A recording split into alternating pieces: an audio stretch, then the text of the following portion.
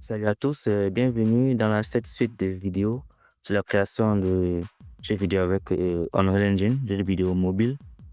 Moi, c'est Maxwell, vous êtes sur la chaîne de Maxwell Academy.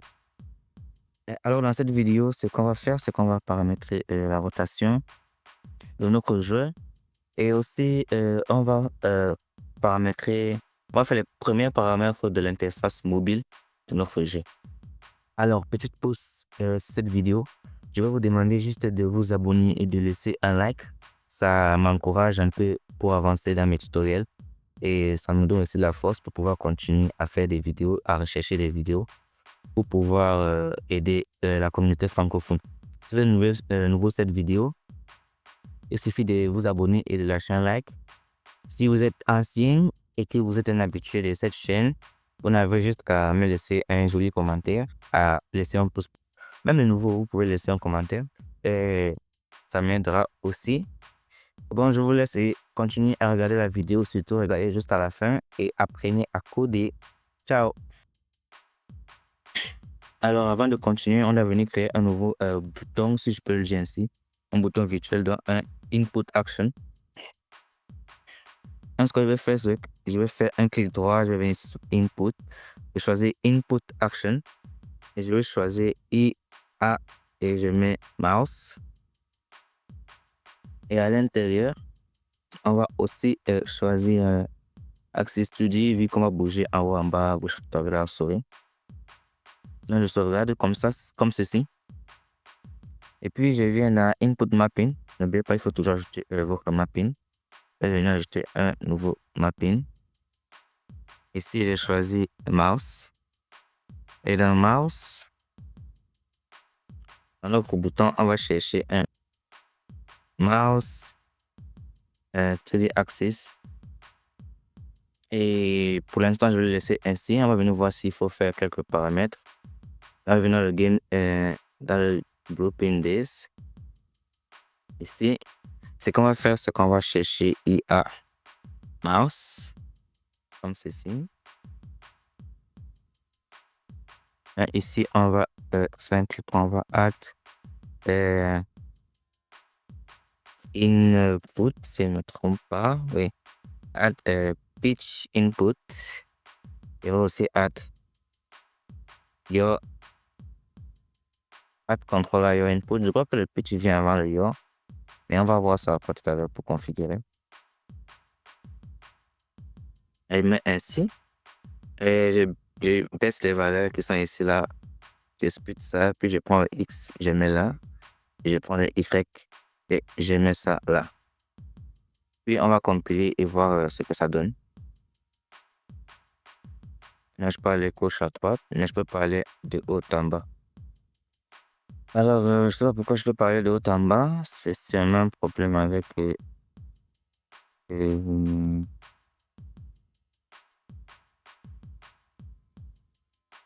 haut en bas. Je crois que c'est le Yo qui gère ça. C'est le pitch plutôt. Maintenant, il faut avec la valeur Y. On va venir sur Input Menu et on va voir ce qui ne va pas. Mais d'abord, je crois qu'il faut ici, il faut ajouter un modifier. Mouse, attendez un peu, il doit quelque chose. Oui, j'ai bien choisi le X. Je vais ajouter un modifier negate. Mais le negate, c'est seulement sur la valeur Y. On ne veut pas modifier le X.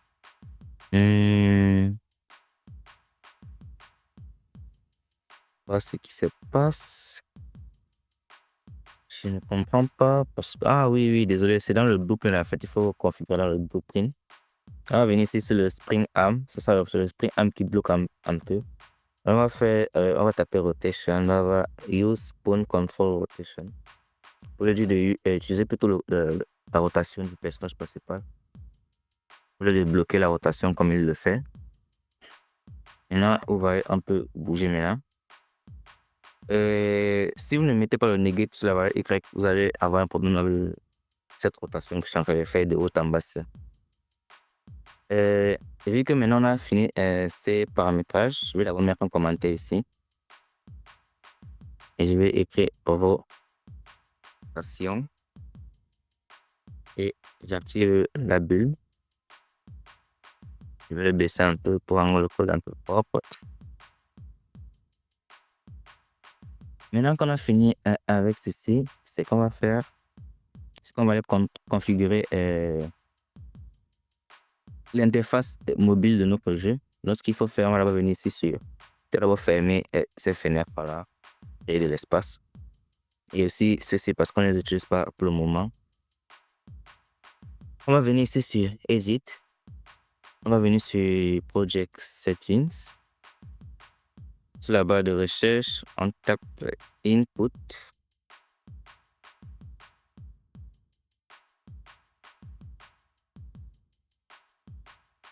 Voyons voir. Alors, je crois qu'ici, là, il faut un peu descendre. Choisir l'option Input parce qu'en tapant là-bas, on aura des problèmes. Voilà. On va venir ici. On va activer ceci. Always Show Touch Interface. Et on va chercher la souris. Use Mouse for Touch. Donc, utiliser la souris pour simuler le toucher. OK. Donc, en faisant ceci, je prends la fenêtre Project Setting. Je l'ajoute là pour après modifier les configurations. Donc, après avoir fait cela, on va venir ici, on va prendre ceci, on va le chercher. On va aller chercher ce blueprint là, on va l'ouvrir parce qu'il nous sera utile pour configurer notre blueprint.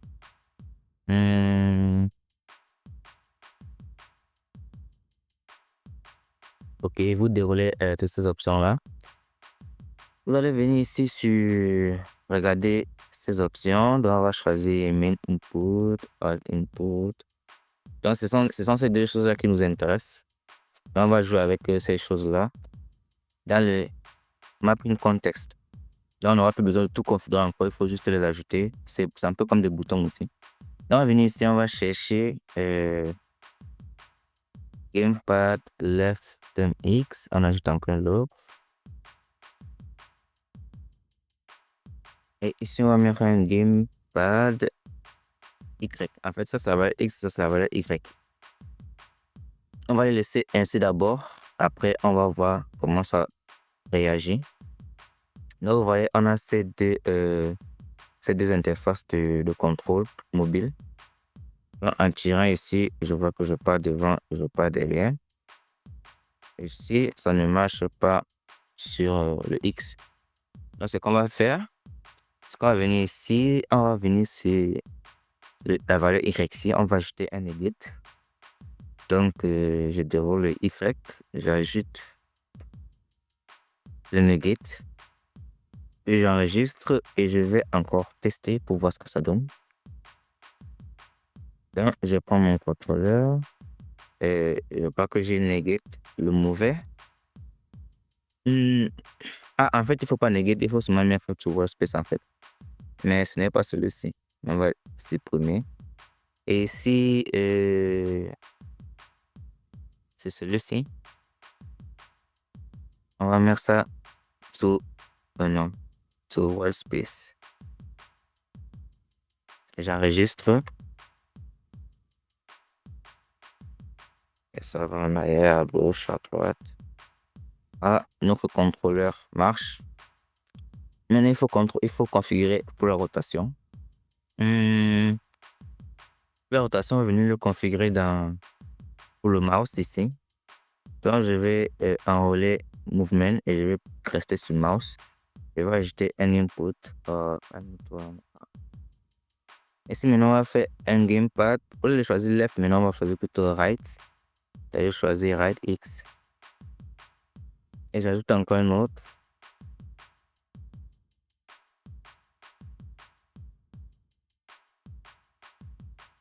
Gamepad. Right Y. OK. Bon. On va aussi d'abord laisser ça ainsi pour tester et voir comment ça réagit.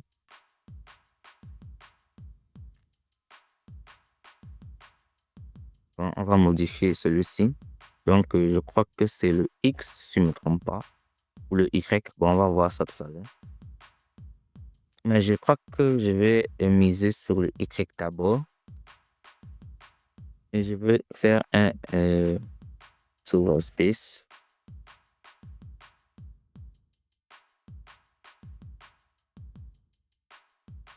Ok. Ouais, c'est ça en fait. Pas vers le haut, je regarde vers le bas, pas à gauche, à droite.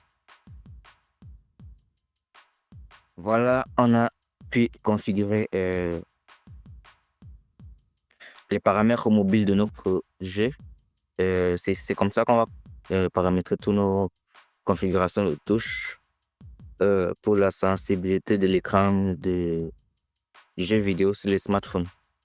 C'est comme ça que ça va un peu être. Là, on va venir, on va fermer ceci, la Project Section. On va d'abord désactiver l'interface mobile parce qu'on n'a pas encore besoin de ça. C'est après on en aura besoin.